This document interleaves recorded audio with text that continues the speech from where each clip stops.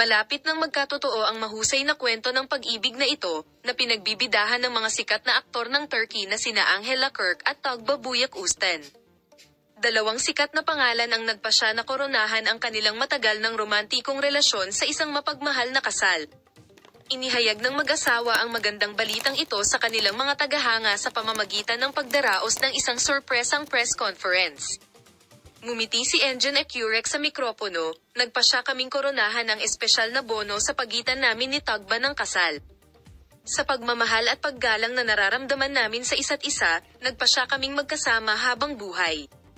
Mahalin ang aming mga kaibigan at tagahanga sa paaralan sa kagustuhang ibahagi sa iyo ang masayang sandali na ito.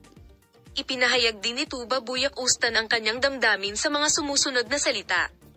Siya ay isang napaka-espesyal na tao para sa akin araw-araw. Ang bawat sandali na kasama ko siya ay tila napakahalaga sa akin. Nagpasya kaming pagandahin ang paglalakbay na ito na puno ng pag-ibig sa kasal. Gusto ka naming makasama, kasama mo sa magandang araw na ito.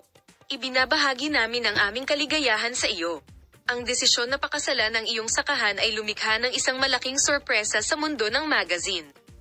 Ang petsa ng kasal at mga detalye ay naging isang bagay ng pag-usisa sa puntong ang mga tagahanga, na nakarinig ng magandang balitang ito sa social media at telebisyon, ay nagpasya na ibahagi ang kanilang kaligayahan.